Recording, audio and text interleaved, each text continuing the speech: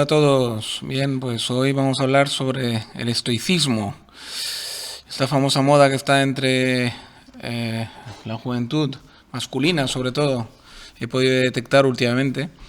Y es que me hace bastante gracia y digo, le voy a dedicar un podcast a esto porque es bastante gracioso el fenómeno este. Antes de empezar, agradecer al pequeño puñadito de suscriptores que os habéis apuntado, digamos, a este canal. Últimamente veo que ha habido un pequeño crecimiento de 4 o 5, un puñadito, y me alegra mucho porque se había quedado un poquito parado esto de las suscripciones, no sé por qué, os habéis vuelto muy tímidos. Y luego, pues eso, agradecer también a los que ponéis like y sobre todo los que comentáis, que dais mucha vida al canal y a mí me encanta poder contestaros.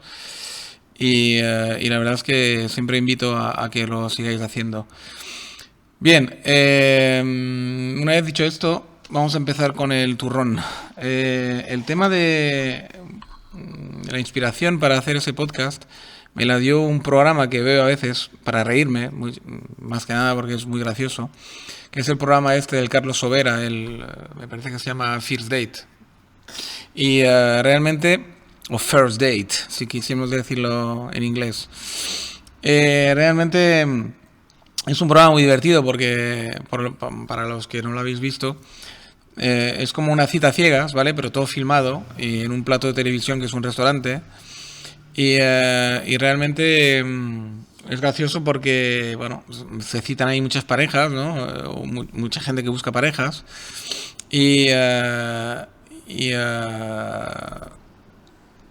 De todas las edades.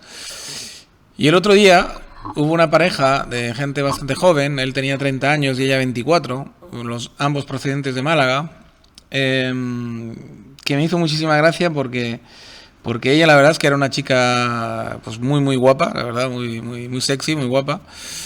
Y él era un chaval pues normal, pero bien también. Pero es que el chaval adolecía de lo que adolecen muchos jóvenes de 30 para abajo. Es decir, no sé qué moda les ha picado últimamente, en los últimos 2-3 años, por el estoicismo y por Marco Aurelio. Y leen citas así en YouTube. Veo que hay un crecimiento de canales brutales sobre Marco Aurelio, sobre el estoicismo y tal y cual. Y se ve que les ha cogido como una moda de seguir consejos de esos de youtubers que hacen podcast sobre esto. Y les invitan a hacer una vida, pues eso, estoica, ¿no? O sea, de gente deportista, con digamos, un nivel emocional, pues plano, ¿no? Que no reaccionen ante nada, que sean estoicos ante la vida, ¿no? Ante toda los posibles acontecimientos, que sobre todo no dependan emocionalmente de nada ni de nadie, menos de las mujeres, que no tengan, digamos, ningún tipo de dependencia psicológica, ningún apego, así que les pueda frenar en su crecimiento personal y en su estoicismo y en su apacible vida, ¿no?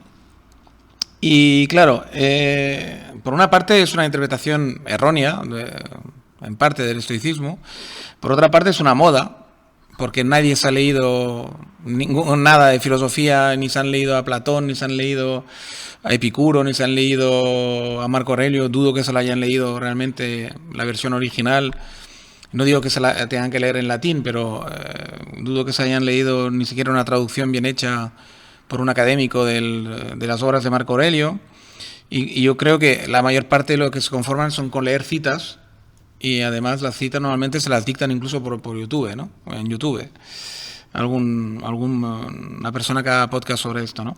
Entonces no hay una base, no hay un conocimiento de la filosofía profundo, no hay un conocimiento histórico, lo dudo aún más. No saben lo que fue Roma, ni las diferentes épocas de Roma, ni el mundo griego, yo creo que lo desconocen, etcétera, etcétera, ¿no? Entonces, digamos, hay un desconocimiento bastante amplio sobre las bases de lo que sostiene el estoicismo y sobre el estoicismo en sí mismo. Eso por una parte. Y luego me hace mucha gracia porque claro, ese comportamiento del mal llamado estoicismo, que está de moda entre los jóvenes, les hace además comportarse de una forma muy estúpida muchas veces, en contra de sus propios intereses, ¿no? Como le pasó al chico este. El chico este resulta que Claro, la chica era un bombón. La chica estaba realmente muy sexy, muy bonita, muy guapa.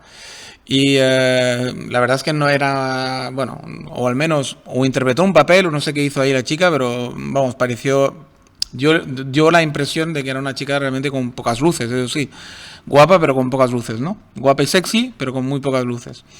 Y él pues iba de estoico por la vida y tal y cual, ¿no? Entonces hacía como que toda la belleza y las tonterías que hacía la chica pues no le afectaban, ¿no?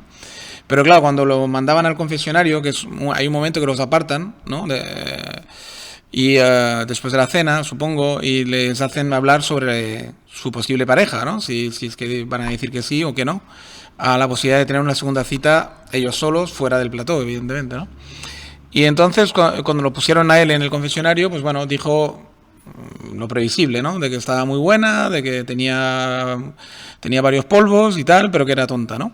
Y que él pensaba decir, probablemente, o sea, no lo dijo, pero dejó entender que todo el mundo entendió que iba a decir que no, cuando le preguntaran, porque luego los juntan a los dos y les preguntan, el uno delante del otro, si van a querer una segunda cita, ¿no?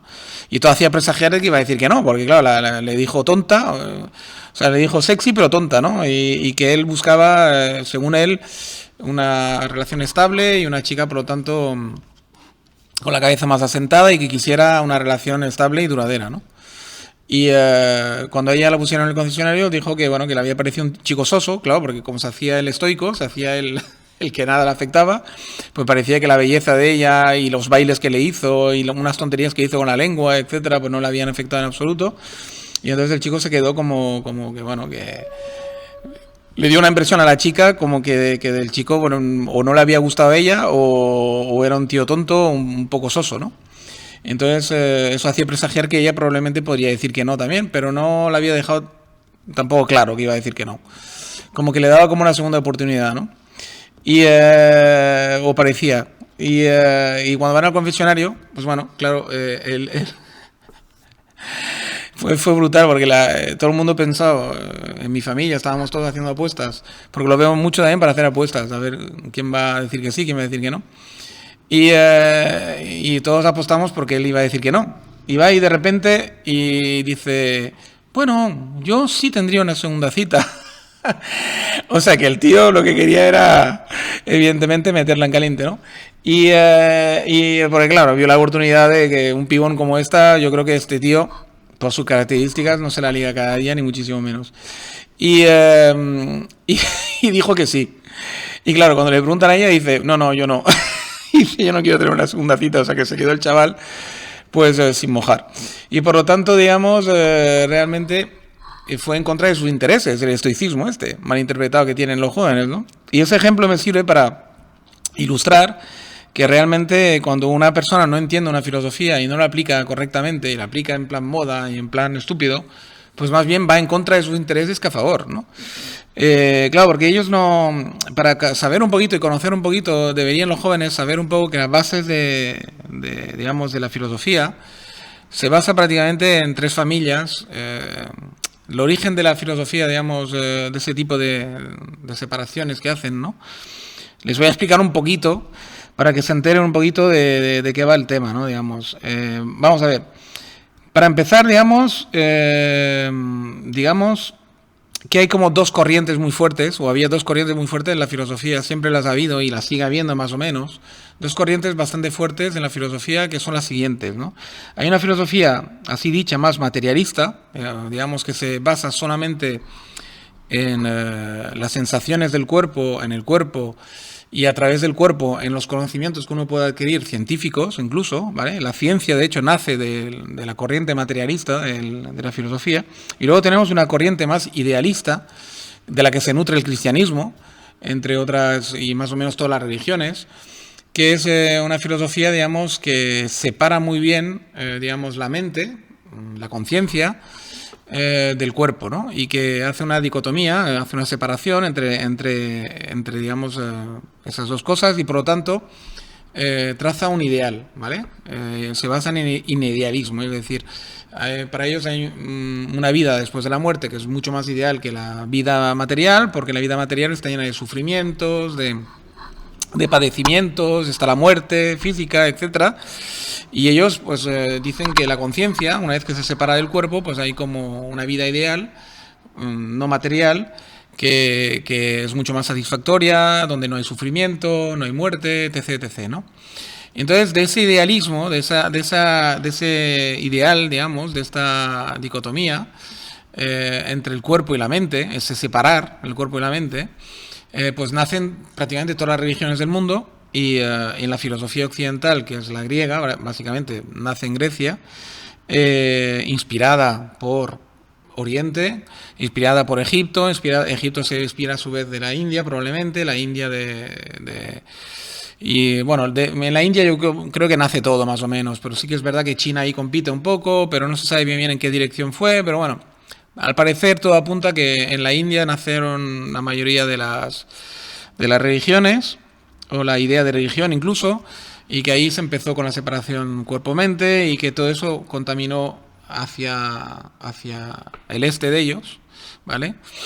Y que fue entrando pues por Irán primero, y luego pues Egipto, y luego de Egipto saltó a Grecia, ¿no? Más o menos es la dirección.